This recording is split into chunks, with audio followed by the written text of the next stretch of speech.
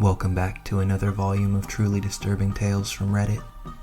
Today we're going to be narrating 3 new unsettling stories, taken directly from the platform. I encourage you all to sit back, grab a snack, and enjoy these terrifying personal accounts. Now, without any further delay, let's jump right in.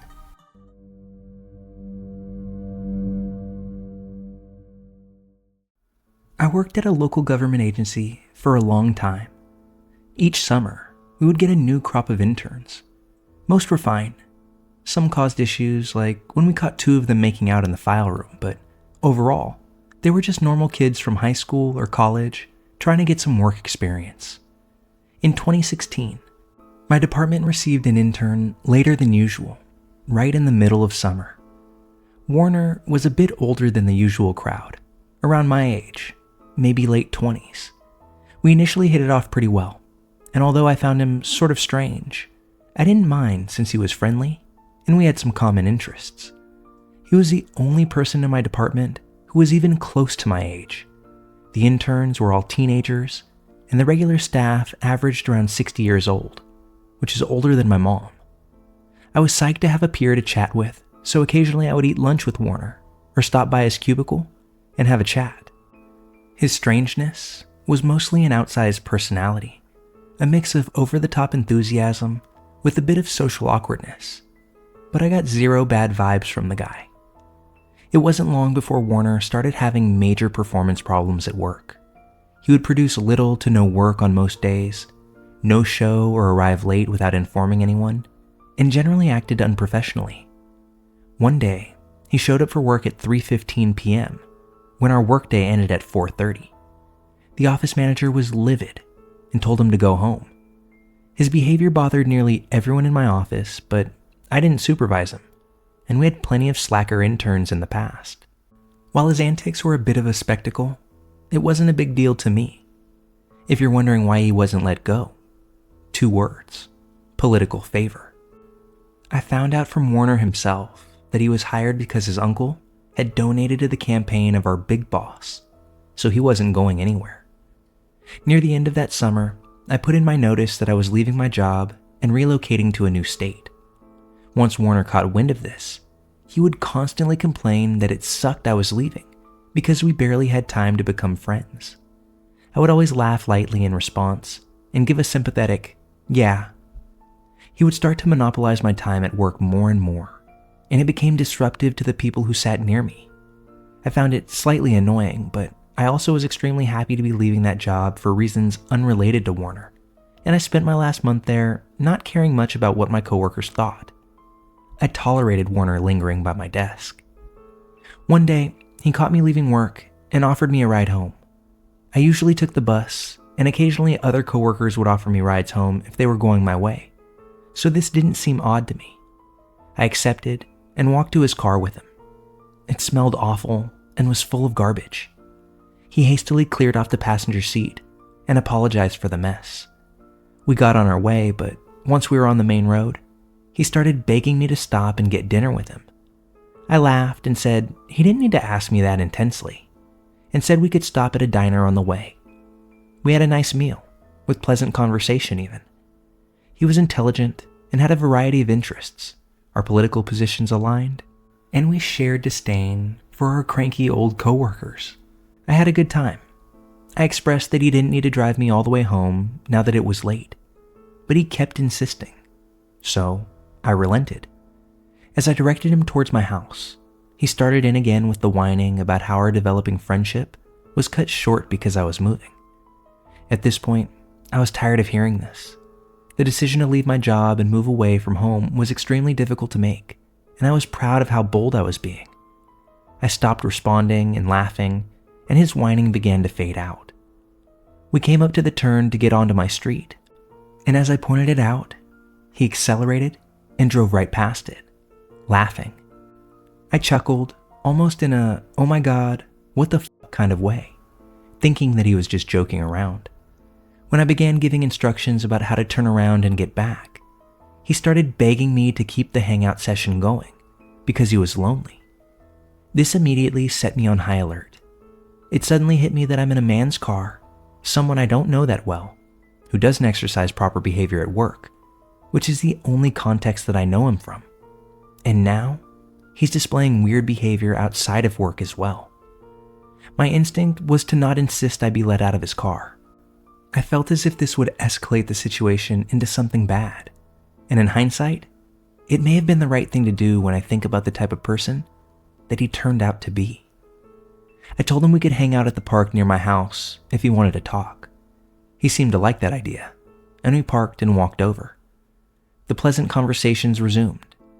Besides the weird clinginess, he was perfectly fine to talk to, until he dumped his entire life story on me, including his prior arrests for theft, his heroin addiction, and related struggles with depression. I tried to be sympathetic, but I was very put off by this. It was a lot of highly personal information all at once, and I was still on alert because of his prior behavior. I tried changing the subject by showing him pics of my dog. I scrolled one pic too far on the roll, and the next photo was of me wearing makeup and posing cutely, way different than the slob that I was at work. He grabbed the phone and went, "Wow, you are very photogenic." I felt awkward and didn't say anything in response. There was a long silence. Then he launched into a weird tangent about how compatible we were, and that we have similar interests, etc., etc. Ultimately, it got to the point where he said that he wished that I wasn't moving, so we could try hanging out again, but this time, on a date. I didn't say anything, and he broke the silence with, "Sorry I'm saying all this stuff. I'm actually high right now.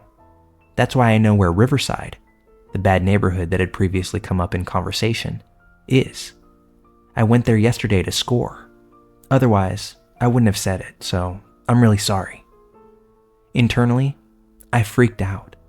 He had definitely put his drug addiction in the past tense, and I assumed it was something he was recovering from, not currently in the midst of.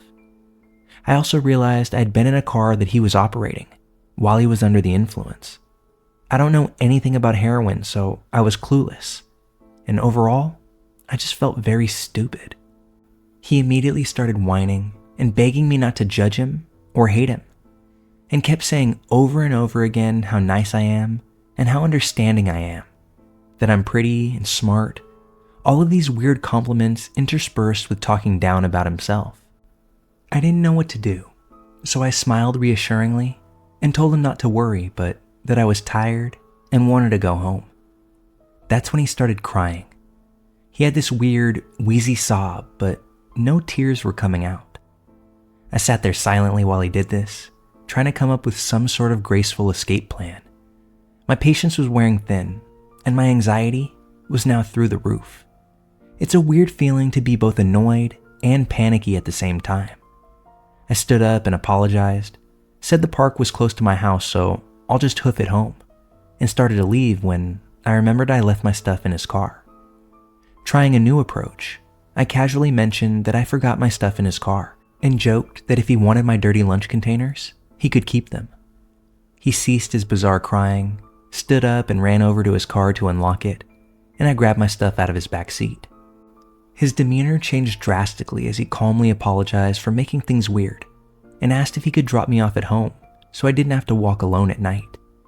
I said yes, but made him drop me off a block over from my little side street so he wouldn't see which house was mine. I could end it there, but what bothered me the most about this guy happened after this encounter. I'll try to make this part short. A week or two after that weird evening, end of August by this point, I had my last day at the job and moved 1,000 miles across the country. Warner would sometimes text me long ramblings detailing his feelings about himself and about our missed opportunity. I didn't respond to these messages. Now that I wasn't near him, I didn't feel the need to placate. The text stopped after a few weeks, and I all but forgot about him. Fast forward to February, and I get a text from a former coworker. Her message said, "Sorry you had to hear about it like this." And her next message was a link to a local news article titled, "Man Dies from Wounds in Riverside Stabbing on Wednesday." Because of the way she worded it, I thought Warner was the victim. But when I read the article, it included his mugshot and the charges against him. he was the attacker. He had murdered someone. I felt so shocked and disgusted. I couldn't believe that I knew someone who took another human's life. Later on, I called an old work friend for some of the details. Apparently, shortly after I left the job, Warner was fired for trashing the men's bathroom. Like, he just threw around anything he could lift, pouring out all the soap from the dispensers, turning over trash cans, and scattering debris all over the place. He then lost his apartment. Presumably, some of the articles about the stabbing describe Warner as homeless. I have to assume that that's how he ended up in the aforementioned Riverside. There are a lot of homeless drug addicts who squat in abandoned houses there. I wondered if the man that he stabbed had refused to give him something that he wanted, and that is how he reacted to a hard no. I don't think I made all of the wisest decisions during my interactions with Warner, but I'm glad I was able to avoid setting him off, since he was clearly not stable. Hands down, Warner had to be the worst intern that I'd ever encountered. I live in a small town. Like, you blink and you'll miss it. The best we can boast is that we have a single stop sign and a gas station, which we only have because of the nearby highway. Any actual semblance of a town is almost half an hour away. So when things get scary out here, it's amplified. The occasional homeless person is no big deal. They're often drifting through. Drug addicts run rampant and will steal everything they can from your house. But it's the normal out here. However, what happened a few years back certainly wasn't normal. Originally, I was dead asleep in my bed. I only woke up because it was burning hot in my room. It was summertime, and there wasn't much I could do about that. I just remember tossing and turning until I got a creepy feeling that fell into the pit of my stomach. I glanced over to the bathroom door that was open with the light on. Everything was normal. I left the light on so I wouldn't trip and die if I had to pee in the middle of the night.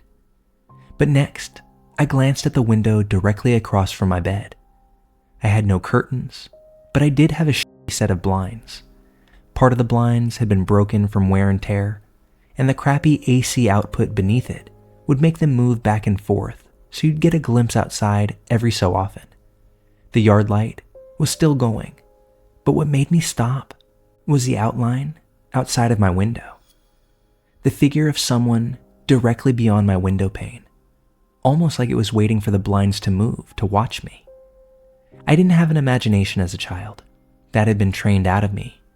But the sight was enough to pour every horror film into my head at that very moment.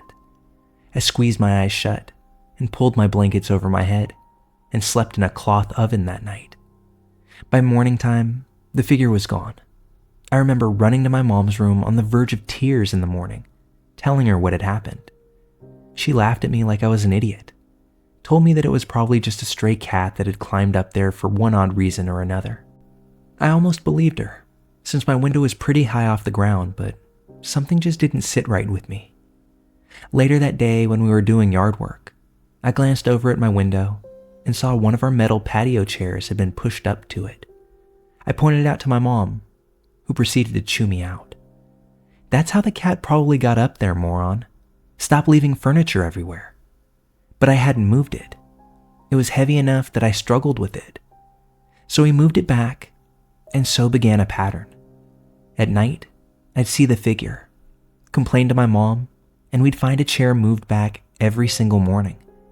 And this went on for a few weeks.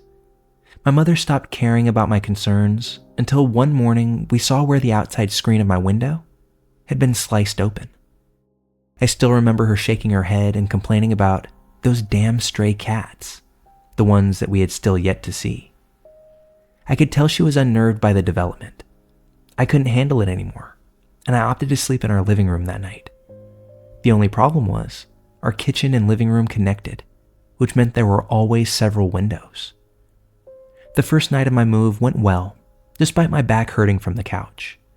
I avoided my room like the plague. It wasn't until about 4 days later that we ran into an issue. I woke up and glanced at the clock above the fireplace. It read a little past 3 a.m. I couldn't realize why I'd woken up. until it happened again. There was a beam of light shining in from the kitchen window, almost as if someone was shining a flashlight through. I saw it trace along the walls and land on the love seat across from the couch that I was on. I was absolutely mortified. When I told my mom, she continued to laugh at me. I gave in and decided that I would sleep in my dad's room, even though it had a gigantic window in it. He slept in the recliner with a huge TV, so I felt more safe having someone around. The yard light was directly outside the window anyway, so it seemed foolproof. That was until I woke up out of habitual fear and watched through the window across from the bed. Everything seemed normal as time drug on, and I felt like a moron. Maybe my mom was right. That was until I saw a lone figure come out of the woods by the backyard shed, walk directly under the light, and head to the patio furniture like he'd been here plenty of times before. I still remember the large build the man had, and the confidence like he was the one who lived here and wasn't creeping around my yard in the dead of night. I just remember listening to the TV until I fell asleep again, hoping to get another glimpse. My dad would have been pissed if I had woken him up. He was grumpy on a good day, terrifying on a bad.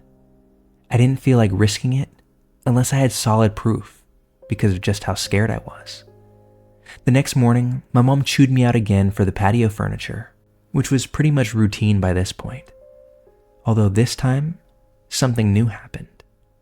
She demanded I stop playing in the toolboxes of the garage. A bunch of tools had been taken out and left on our doorstep. Screwdrivers, a large hammer, flashlight. But it wasn't me. I begged with my mom, pleaded with her, just stay up with me one night.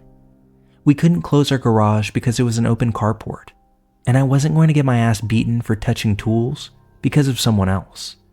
It was driving me mad. Finally, she agreed. That night, we would stay awake in the living room. I finally fell asleep before my mom, but I remember her waking me up in a panic. She pointed to the window that overlooked into our garage. We could see the top of someone's head as they walked back and forth. There was the sound of someone placing metal tools down on brick steps, as if they were trying to be quiet, but couldn't fully muffle it. She whispered for me to go wake my dad. My dad was angry, having been woken up in the middle of the night by his frantic daughter. He grabbed his pistol and headed out the back door, towards the front of the house where the garage was located. We heard my dad screaming and someone dropping tools. Then, the sound of a gunshot, twice. Crazed footsteps pounding around the garage, and they felt as if they were coming directly from my chest. My mom peeked out the window and then opened the door, just as my dad stumbled in. He had missed both shots because of his unstable aim, but told us that there was a man crouching at our front door, looking at our door handle. None of us slept that night, and in the morning, we phoned the police from the nearest town. They didn't do much besides ask if anything had been stolen, asked for a description of the man, and then told us to install cameras, but that was it. They said that whoever the guy was probably was just looking for something easy to steal for quick money. If that had been the case, why hadn't he stolen the tools, the generator, the welder, or broken into any of the vehicles just sitting in our garage? We finally set up hunting trail cameras around the house, but nothing has happened since. Coming home from college for holidays, I still have nightmares about this, even years later when I sleep in my own bed. I don't know what he was looking for or why he did the things that he was doing. But whatever the case may be, man at the window, let's not meet. This story dates back to my childhood. I was 12 and my older sister and I were home alone for the weekend. I was waiting for a friend to pick me up and getting restless. There was a knock at the door, and thinking it was her, I ran to answer it without checking through the peephole. There was a man standing there with a clipboard, and he said that he needed to check our gas meter. I was entrenched in the disappointment of my friend still not having arrived, so I just told him, yeah, sure, whatever you need to do. I didn't notice at the time, but he wasn't dressed as a city official. He had on a green and purple t-shirt with bold stripes, like the host of Blue's Clues. He took a step inside the door and immediately went up the stairs to where our bedrooms were and walked into the open door of my room, the typical girly room with pink and glitter. Thank God my sister came down the stairs at almost that exact same moment. She said, "Oh, is that Daphne's dad? Why is he going upstairs?" That's when I took the moment to complain about how Daphne wasn't here yet and was going on about how unreliable she was when my sister cut me off. Wait. If Daphne isn't here, then who is that? I said, "He's here to read the gas meters." Her face turned white. She flung open the front door and dragged me out, hand clamped over my protesting mouth. She said, "Our gas meters are outside." Neither of us had a cell phone. Nobody did. It was the 60s. And obviously, we weren't going back in the house to call the authorities on the landline. Then, my ever-resourceful sister had a stroke of genius. At that very moment, there was a man walking right by our house, and she motioned him over. She spoke to the man clearly and loudly enough that her voice carried directly into our house. "Oh, Dad, it's good you're home. There's a man from the city here to read the gas meters upstairs." And just like she had hoped, the man on the street said, "What are you talking about?" The man that had entered our house, the one in the striped shirt, bolted from within, running down the block before hitting a corner and vanishing from view. The man we were speaking to asked us repeatedly if we were okay, if we needed him to stay and wait in the yard with us until our parents came home. He was a very kind man. We were so startled that we barely thanked him before he ran back in the house, slamming and locking the doors and windows shut. As irate as my sister was that I let someone in the house, she begged me to not call the police because my parents left her in charge and she worried that she'd be in trouble. I didn't want to catch any heat from carelessly allowing some guy in, so I was on the same page with her. But 3 weeks later, a girl in our community went missing. Same MO. She was home alone, and authorities found the door open with no signs of forced entry. My sister and I discussed our options, but deep down, we knew we had no choice but to come clean. We told the police everything. I don't know if it ever helped, but they did tell us that they had reason to believe that it was likely the same man. They also tracked down the man who had helped us on the street. Turns out, we already knew him. He worked in the butcher shop, but in our panic, we didn't recognize him. He was lifelong friends with our family after that. Our parents were mortified. They weren't angry with us, just glad we were okay, though they did have to review all the rules of caution and didn't leave us home alone for quite a while. They ultimately found the missing neighborhood girl, unfortunately, not alive. According to the police, it was likely that she had been held for a few days before being burned alive. They never did catch the guy in the striped shirt. From what I remember, he was probably in his 30s back in the early 1960s, so my guess is that he's long gone by now, whether from natural causes or karma for the life that he was living. Both my sister and I felt a tremendous amount of guilt for being so focused on not getting in trouble that we kept our mouths shut when it potentially would have helped that girl if we were more forthcoming in the moment. That is something that I still deal with to this day. I thank the Lord for my sister's resourcefulness and quick action that day, though. I do not doubt that it made all the difference in the world between us surviving and facing the same fate as that other neighborhood girl.